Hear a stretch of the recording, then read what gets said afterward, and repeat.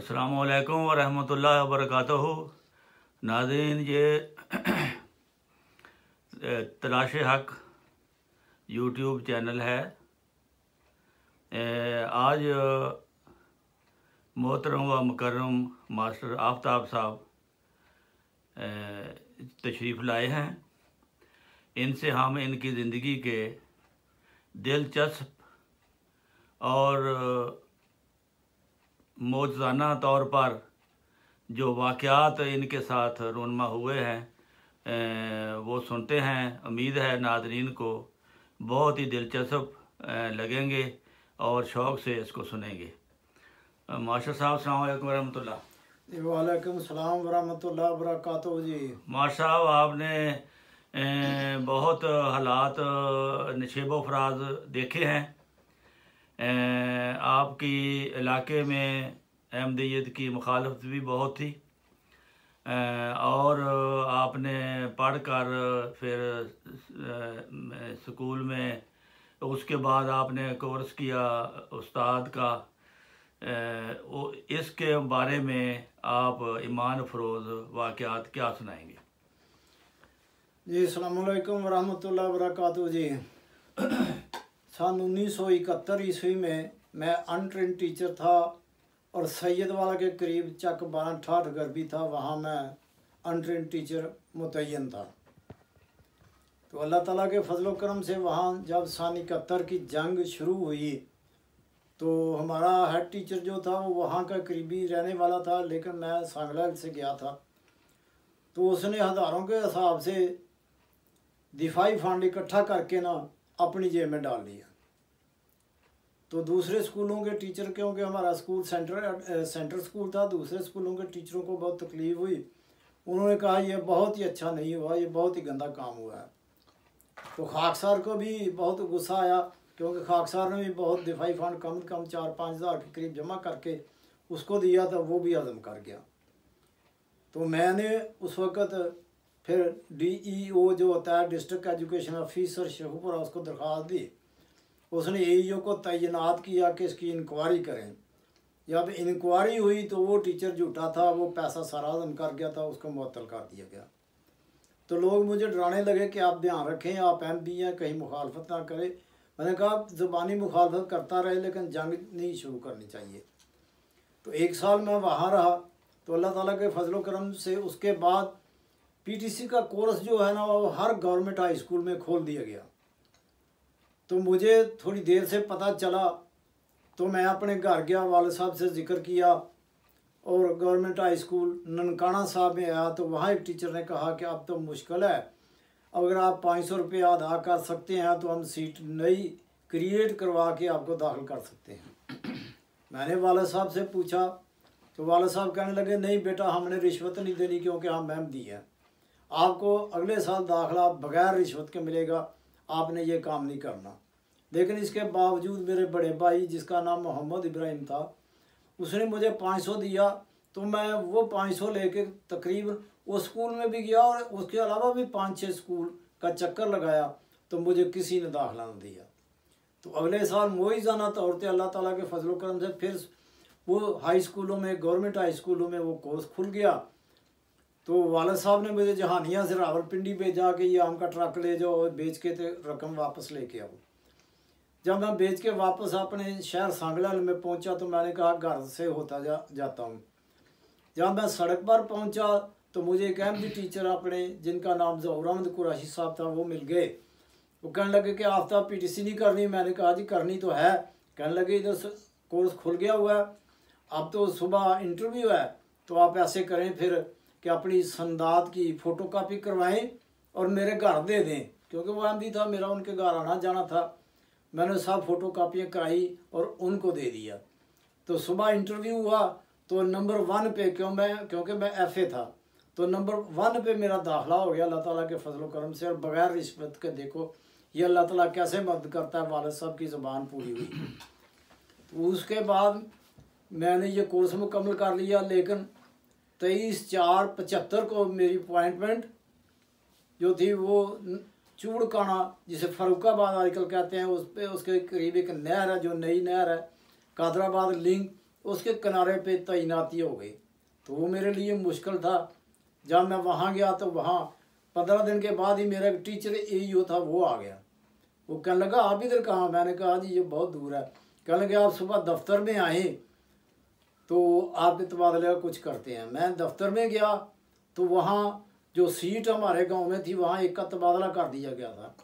तो उस AEO ने, जो मुझे जानता था कि ये अहमदी है, बहुत शरीफ है, मेहनत से पढ़ाएगा, तो उसने उसकी दरख्वास्त को रिजेक्ट करके मेरी दरख्वास्त मंजूर करके ना तो सन 75 जुलाई में मुझे मेरे गांव में भेज दिया। तो छुट्टियों के दरमियान का ये वाक़या है। जब स्कूल खुले तो मैं स्कूल जाना शुरू कर दिया, पढ़ाना शुरू कर दिया। तो मेरे टीचर और हेड मास्टर भी कहने लगे कि आप FA हैं, लादा इसलिए आपकी क्वालिफिकेशन ज़्यादा है, तो आप 5वीं जमात को पढ़ाएं। मैंने 5वीं जमात को पढ़ाना शुरू कर दिया। तो जब मैं स्कूल आता था तो हमारे मोहल्ले में ही एक बहुत ही गरीब घराना था। जब मैं वहाँ से गुज़रा तो एक बड़ा सा लड़का जिसका नाम रियाज था, वो कालीन पे बैठा हुआ है, उसकी बहनें भी बैठी हुई हैं और कलीन बुन के गुजारा कर रहे हैं। और उनका वालिद जो था वो बकरियां चराया करता था। बकरियों के चराने से जो आमदन होती थी उससे उनका गुजारा चलता था। उसकी उनकी वालदा जो थी वो बहुत ही गरीब थी। तो मैंने उससे पूछा कि चाची जान आप इसको स्कूल भेजें, आपने इसको क्यों ये क्लीनों की मजदूरी पे लगा दी है? तो कहने लगी कि इसका कद बहुत बड़ा हो गया है और टीचर जो है वो दाखिल नहीं करते।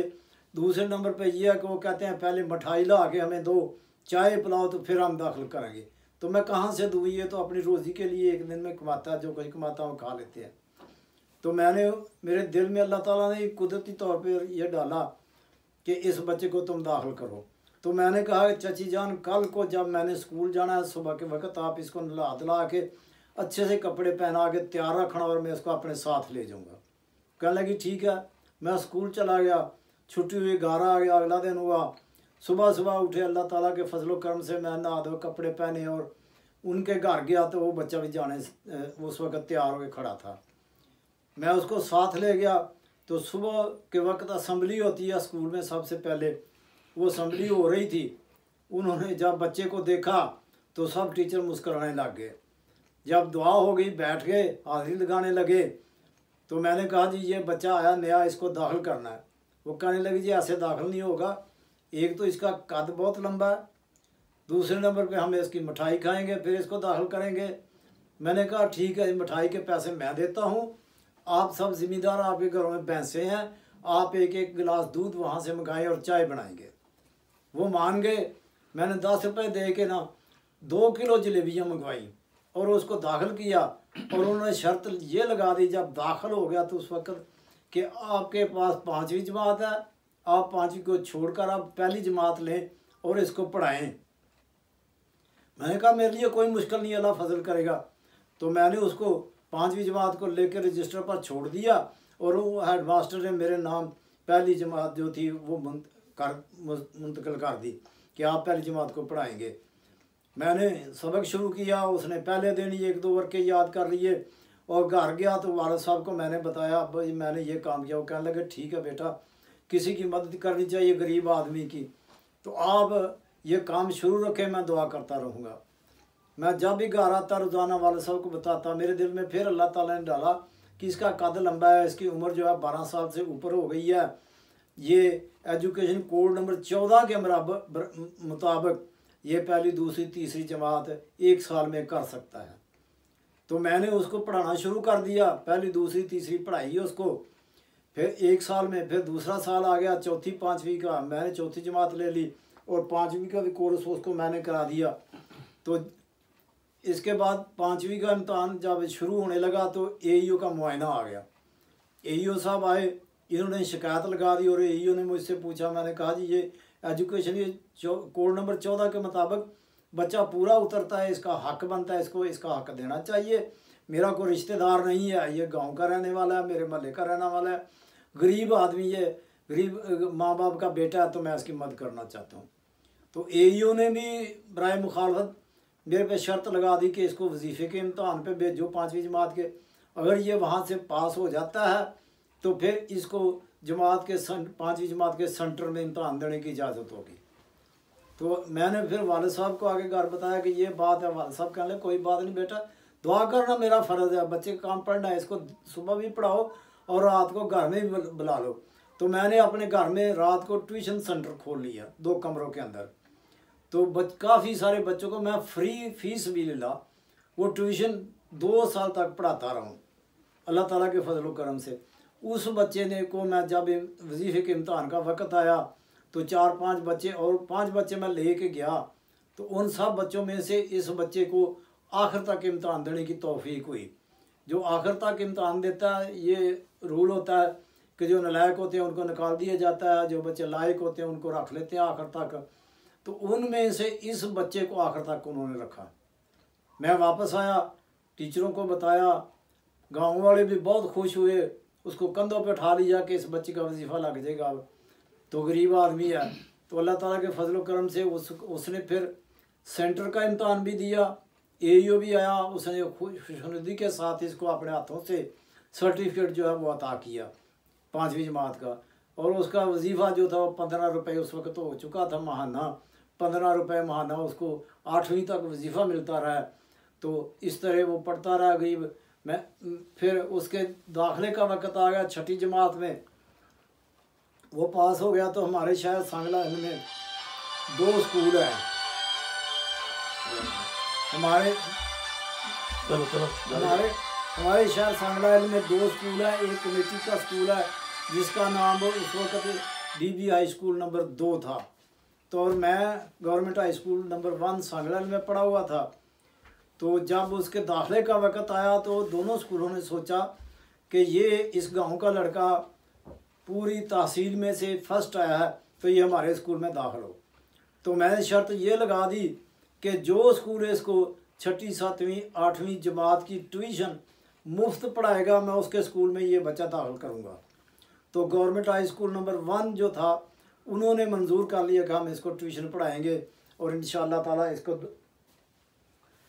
नाज़रीन अस्सलाम वालेकुम वरहमतुल्लाहि वबरकातुहू। ये बहुत ही दिलचस्प कहानी आप सुन रहे हैं और ईमान अफरोज़ भी है और खिदमत खलक का जज्बा भी आप देखें कि मास्टर साहब ने कितनी कुर्बानी की है इस बच्चे के लिए। तो इसका अगला हिस्सा इंशाअल्लाह इसके बाद दूसरी किस्त में दूसरी वीडियो में आपको सुनाया जाएगा। अस्सलाम वालेकुम वरहमतुल्लाहि वबरकातुहू। सुनना है।